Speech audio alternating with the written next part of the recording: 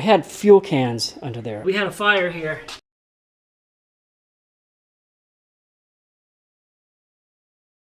You can see it actually melted some of these controls. Man, I'm an idiot. Of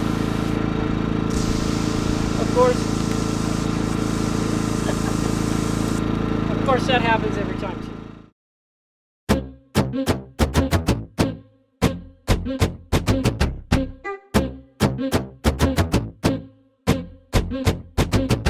Hey, well, good morning everybody. It's 11:30 on the 25th of January, and you just saw the last two videos of me gutting the trailer suspension and axle and then coming up with some kind of system to mount the new spring hangers, springs, and axle to.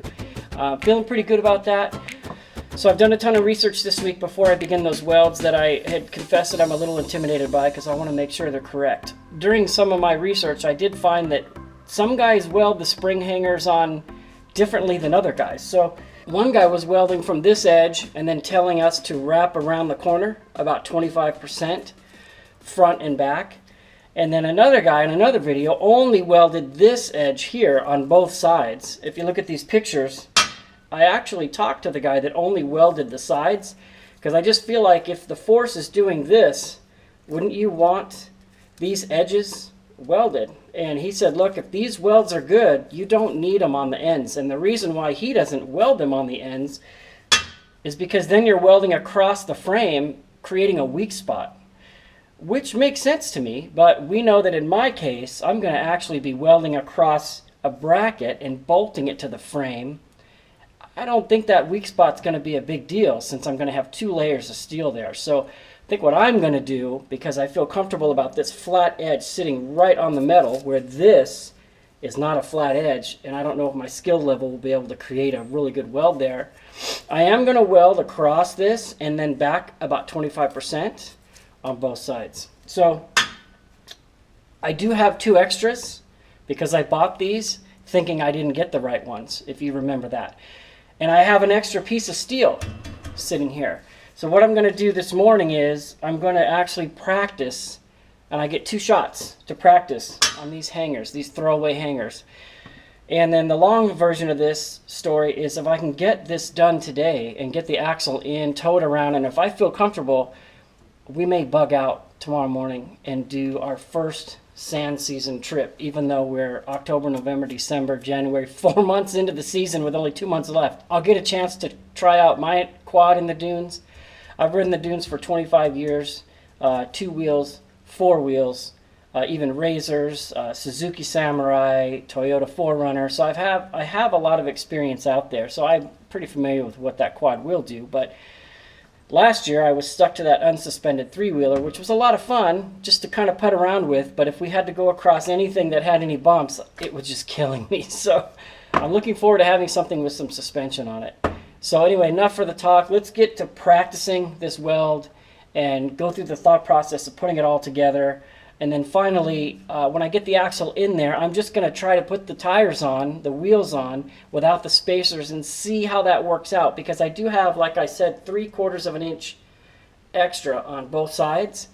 The spacers I was running before on the narrower Harbor Freight axles are 2 inches wide, I think.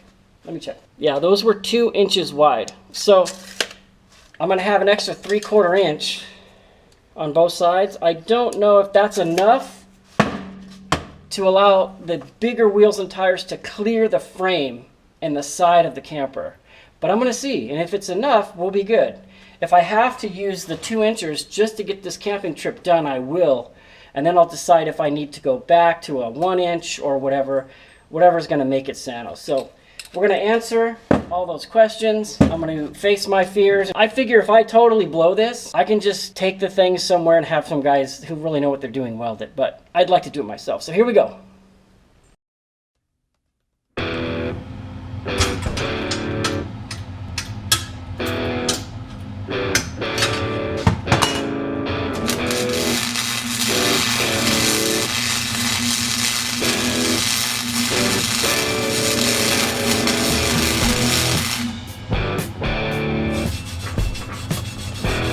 Alright, so there's my first test weld. Looks like I got some penetration going there. That looks pretty good, but it looks like I went a little too fast, not allowing those puddles to fill up right at the transition there. So I'm going to do the second half going this way, pulling the puddle, slow down a little bit, and see how that goes.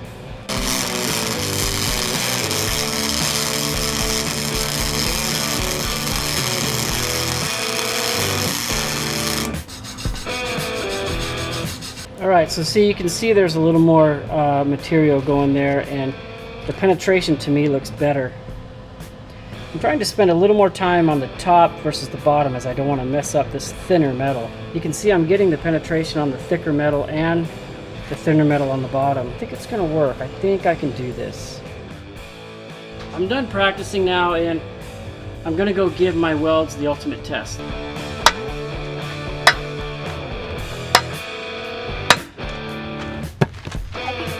I only have one side welded. That weld is not coming off, so from here we're just gonna go ahead and do the final welds on those spring hangers and get this thing done. So the older I get, the more I make these really dumb mistakes. I've noticed that. At work, I work in a very high-paced shop where the phones are going nuts, customers are flying in the door, employees need this question answered, blah, blah, blah. Vendors are dropping off parts and tires and things. And I do backtrack and I find out I make these little tiny mistakes because I'm just getting old. So this is the perfect example of something that if I just kind of go la la la and do what I think is right, I'm gonna make a mistake. So I gotta take my time. I have one of these for each side. I know this is the left side, and I purposely did this. I allowed this little sticker to stay here, knowing this is the left outside bracket thing and this is the bottom. So I'm going to make sure I get the measurements set, that I'm using the right one, I put the right spring hanger in the right place.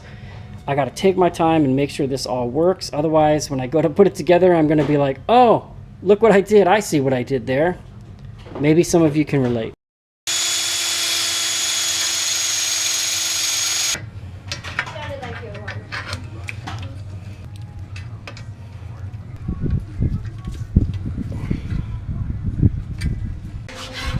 Alright, just one final check here. And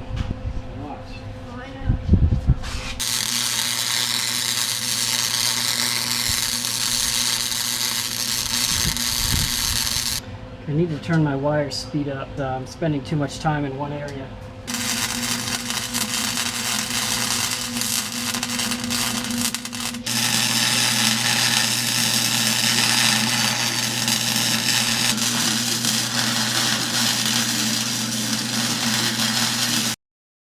Alright, so let's just mock this up here. I'm assuming that this is the rear. Every truck I've ever owned, this little keeper thing was towards the rear, so we're going to go with that. And let's see where we ended up here.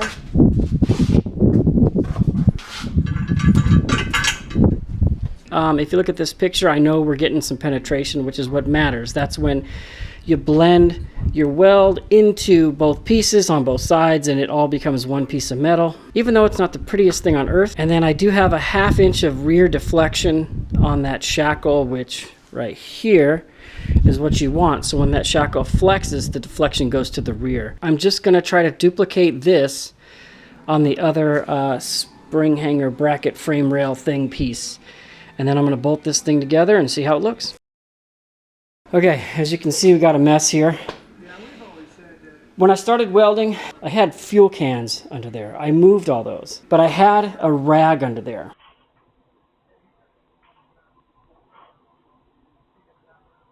And it was covering the generator. It was way over on that side. And I just grabbed everything and I chucked it out here. This thing caught on fire. At least I can entertain you with my stupidity. The rag that caught on fire was draped over this generator, and you can see it actually melted some of these controls and stuff here. So I'm actually going to make sure this thing still works. So I think that's off, that's on. You see it melted. Man, I'm an idiot. The lesson here is completely clear everything out of the way that could catch on fire. And I thought I had done that.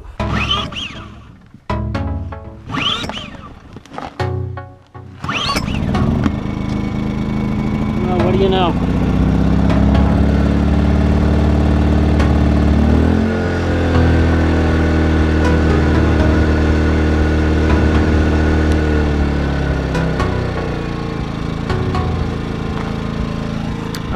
so the Harbor Freight Jenny survives the fire to live another day. This is trying to reignite, so I gotta do something about this. See my rag? That's the one that caught on fire. I chucked it way over there, so let's put all this out.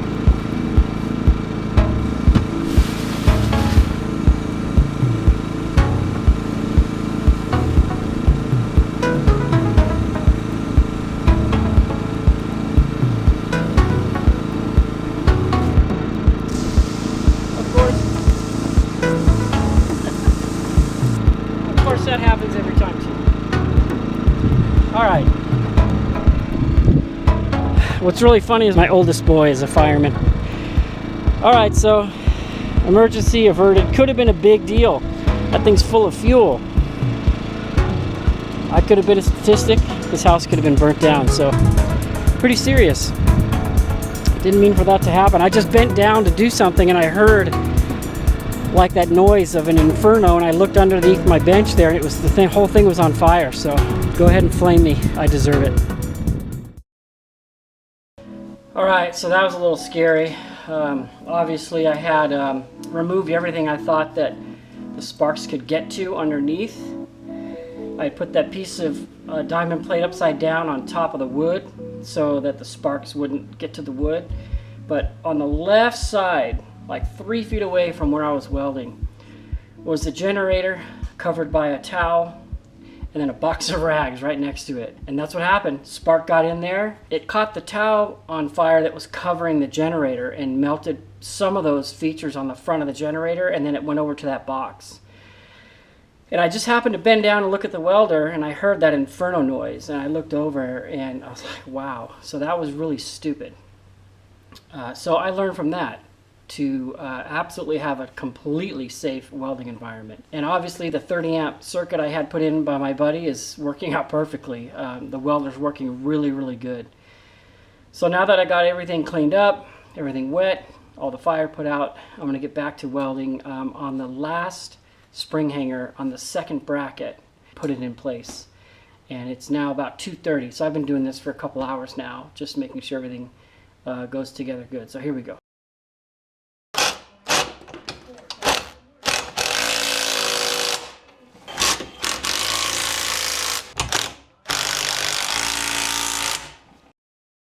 All right, so I've got these mocked into place. You saw that the measurements are absolutely perfect to the rear of the trailer, which is where we started measuring the stock stuff. And then the axle is exactly 1 foot back. I'm gonna clean all this up. Now I'm gonna finalize everything, bolt the axle in place. Let's go look at the other side. I have to confess, I was dreading doing this. Even a year and a half ago when I talked about swapping the axle, I was just dreading doing this. This one's in place also.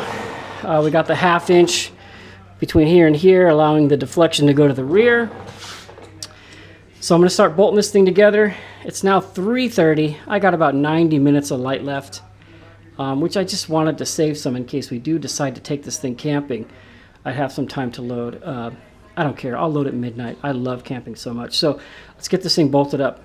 Okay, a couple quick notes. I don't know what the right thing is in terms of if you want the bolt heads on the outside or the nuts on the outside, but all the trailer videos I watched showed the bolt heads on the outside and the nuts on the inside. So I'm just going to duplicate what I saw those guys do. Now, a couple quick things.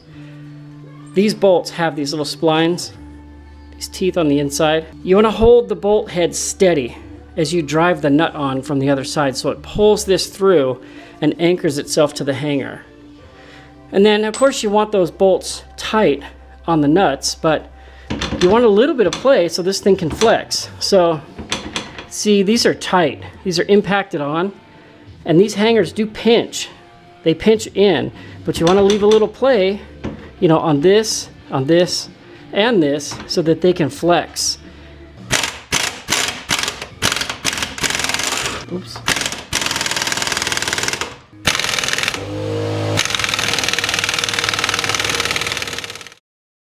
All right, so here are the Dexter 5 on 4.5 bolt circle, 1 inch inner diameter, 1 inch, and I'm going to put this thing together right now and then slide it on here. Everything bolted up nicely. I measured from the frame to the end of the actual little grease fitting here, and it was exactly the same on both sides. So I'm just gonna assume everything's working. So we'll go ahead and put this thing together. So I'm gonna take this back bearing here, and I'm gonna fill every crevice. I don't have one of those sweet little squasher bearing lubers, but I'm gonna fill the back crevice full of grease, because these are dry right out of the box. And I'm just gonna press it all in that back edge. I'm gonna put it all on the inner race here. Of course, gonna put it all on the outside too, right? And I'm gonna squeeze it into this front seam. Now, fortunately, these axles, if you see this little hole right here, grease goes through the axle and comes out, so you can grease that back bearing anytime you want. Get this sucker all full of grease. And we're gonna drop it into the back there. This seal goes right here in the back, and the rubber part rides up against right here, keeping the grease in. So this is that back little seal deal. Pop that sucker in there. It likes to go side to side.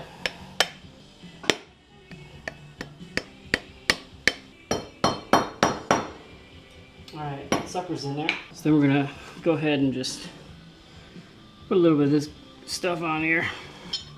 Alright, we're going to slide around the axle there. First, I'm going to test my grease fitting while I can see it. So we'll pop that sucker on there. Took a little bit, but we're looking for grease to come out of that hole right there. There it goes. See that? Perfect. So I like that. So we'll stick that outer bearing in there and slide it on the spindle. Little washer comes with it, and then a castle nut here. So what you want to do, like I illustrated in a video way back 2.5 years ago, is you want to crank this thing down and seat those bearings, right? You want to squish them into place. You don't want to deform them, but you want to get them seated. And then you want to back off just enough to where this thing free spins, but you have no play. And then after the first time you use it, check it again, because they do continue to seat.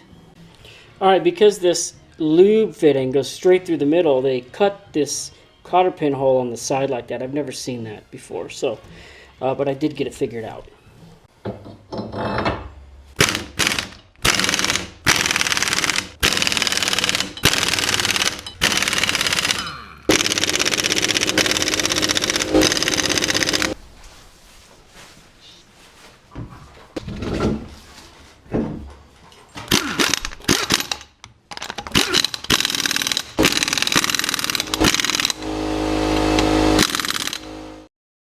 All right, both tires are mounted with the spacers. After measuring both sides, I need to come down to a 1 1/4 or 1 1/2 inch spacer to get those tires a little closer. If I want to run these fenders, that's probably what I'm going to do. So now actually we need to bring this thing down off the jacks after sitting up here for 3 weeks or a month or whatever it's been, and just see how she looks. So here we go. One thing to mention, these have zero play up and down, zero, and they spin free.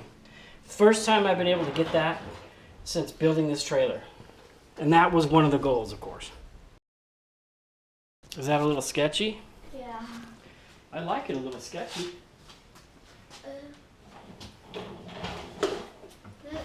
This falls. We'll be okay. The rear is completely up. This is scary. Oh.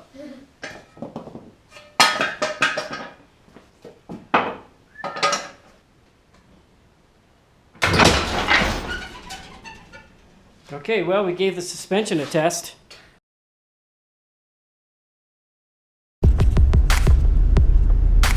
Alright, it's about 6 in the morning, and we worked on the trailer for 12 hours yesterday, and then we just decided to give it the ultimate test, and we're headed to the dunes, not sure which ones yet. We're going to see how this thing tows, and probably just going to stay local, a couple hours away, and go to Dumont, just to play it safe.